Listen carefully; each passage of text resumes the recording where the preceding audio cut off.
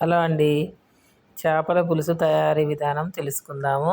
ముందుగా అయితే చేపలు తీసుకొని వాటిని శుభ్రంగా ఇలా వాటికున్న తోకలన్నిటిని అయితే కట్ చేసుకోవాలి. కొంచెం అవి పట్టుకోవడానికి వీలు కాదు కాబట్టి ముందుగానే కొద్దిగా ఉప్పు రాస్తే మనం పట్టుకోవటానికి ఆ జిగటంతా పోయి పట్టుకోవడానికి కట్ చేసుకోవడానికి బాగుంటుంది. ఇలా డెక్కలు చూసుకోవాలండి. తీసి ఎర్రగా ఉంటే ఫ్రెష్ అన్నట్టు, నల్లగా ఉంటే అవి నిన్న ముందు రోజు పట్టిన చేపలు అన్నట్టు. చూడండి ఎంత ఎర్రగా ఉన్నాయో. ఇప్పుడు ఆ డెక్కల్ని మనం తీయాలి. చాలా పెద్ద చేప అండి, తీయటానికి చాలా కష్టంగా ఉంది. ఇలా కట్ చేసుకోవాలి అన్నిటినీ. కట్ చేసుకోవడానికి కూడా చాలా ఇబ్బందిగా అయితే అనిపిస్తుంది. చూడండి అసలు లోపల ఎంత ఎర్రగా ఉన్నాయో, ఫ్రెష్ అండి, అప్పుడే చెరువులోంచి పట్టుకొచ్చిన చేపలు. వీటిని శుభ్రంగా ఇలా అయితే కట్ చేసుకోవాలి. వాటిని కూడా వేసుకోవచ్చు పులుసులో ఉడికితే చాలా బాగుంటుంది. తర్వాత అలా తలకాయ తీసిన తర్వాత దాని లోపల జన వస్తుందండి, కోడిగుడ్లు చిన్న చిన్న ఎగ్స్ మాదిరిగా. వాటిని తీసి ఒక పక్కలో వేసి దాని లోపల ఉన్న పేగులు అన్నీ తీసి ఇలా అయితే కట్ చేసుకోవాలి. పెద్ద చేప కాబట్టి 2 భాగాలుగా చేసుకున్నాను. ఇలా ముక్కలన్నీ చేసుకున్న తర్వాత ముందుగా ఉప్పు పసుపు అయితే వేసి కడగాలి. ఉప్పు పసుపు వేయటం వల్ల దానికి పట్టిన జిగటంతా అయితే శుభ్రంగా పోతుంది. ఒక 5-6 సార్లు 10 టైమ్స్ అయినా కడుక్కున్నా పర్లేదండి, ఎందుకంటే చేపలు చాలా నీసు వాసన వస్తాయి. ఇలా బండకేసి అయితే రాకాలి. కొంచెం గరుకుగా ఉన్న బండ మీద అయితే రాకితే దానికి ఉన్న పులుసులన్నీ పోతాయి. ఇప్పుడు మనం శుభ్రంగా వాటర్ పోసి కడుక్కోవాలి. ఎంత మంచిగా కడుక్కుంటే అంత తెల్లగా వస్తాయండి చేపలు. కడగటంలోనే ఉంటుంది చేపల కూర, లేదంటే మనం వాటిని తినలేము. దాని లోపల వెళ్ళిన జనను కూడా శుభ్రంగా కడుక్కోవాలి. ఇలా ఉప్పు వాటర్లో కడుక్కొని పక్కకు పెట్టుకోవాలి. దీన్ని ఫ్రైగా అయినా చేసుకోవచ్చు, లేదా మనం చేపల కూర అంతా ఉడికాక దీన్ని ఒక 5 నిమిషాల ముందు దించుతాం అన్నప్పుడు దీన్ని అలాగే ముక్కలు కట్ చేయకుండా అలా వేసుకుంటే చక్కగా ఉడికిపోయి పులుసు పట్టి చాలా టేస్ట్గా ఉంటుందండి. ఫ్రై కంటే కూడా పులుసులో ఉడికిన ఈ జన చాలా టేస్టీగా ఉంటుంది. అట్లా ఇష్టం లేని వాళ్ళు ఫ్రై కూడా చేసుకోవచ్చు. ఇలా ఒక 4-5 సార్లు అయితే కడుక్కోవాలి. శుభ్రంగా ఇలా కడుక్కొని చక్కగా తేట నీళ్ళల్లో తీసుకొని వేరే గిన్నెలు అయితే వేసుకోవాలి.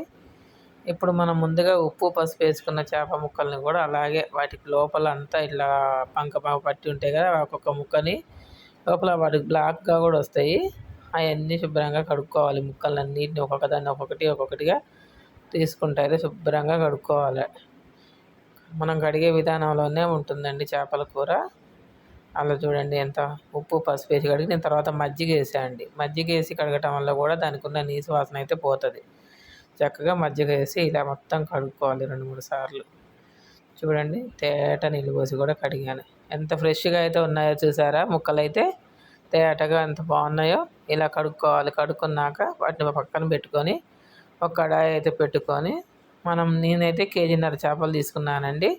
దానికి ఒక 5-6 పావుల ఆయిల్ అయితే వేసి కొన్ని మిరియాలు వేసాను టేస్ట్ కోసం. తర్వాత జీలకర్ర, కొన్ని మెంతులు కూడా వేసుకోవాలి.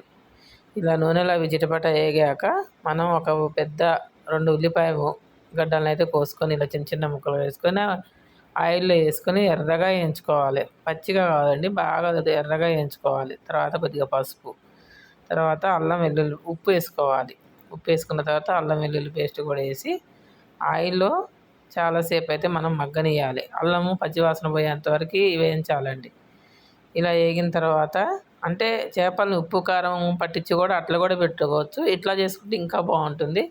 1.5 కేజీ చేపలు కాబట్టి ఒక 3-4 స్పూన్ల కారం అయితే వేస్తున్నాను. అది ఇష్టం అండి. కొద్దిగా ఎక్కువ తినాలనుకునే వాళ్ళు ఇంకో స్పూన్ కూడా ఎక్కువ వేసుకోవచ్చు. ఇప్పుడు ఈ కారం కూడా ఆయిల్లోనే ఇలా మగ్గిపోయింది కదా. మసాలాలన్నీ పట్టిన తర్వాత ఒక పెద్ద నిమ్మకాయ సైజు అంత చింతపండు అయితే తీసుకొని ఆ పులుసుని పిసికి పోసాను. ఇది మరుగుతున్నప్పుడే మనం ముందుగా శుభ్రంగా కట్ చేసుకున్న చేప ముక్కలను అయితే ఆ పులుసులో వేయాలి. వేసి ఒక 10 నిమిషాలు అయితే చక్కగా సన్నని మంట మీద అయితే ఉడకనివ్వాలండి.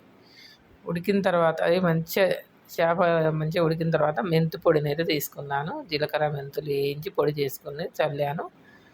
అవి మంచిగా తర్వాత ముందుగా మనం ఇంట్లో తయారు చేసుకున్న ధనియాల పౌడరు. నేను ధనియాల పౌడర్లో అయితే కొద్దిగా రైస్ వేసి పడతాను. దాల్చిన చెక్క, లవంగం, యాలకులు వేసి పడతాను.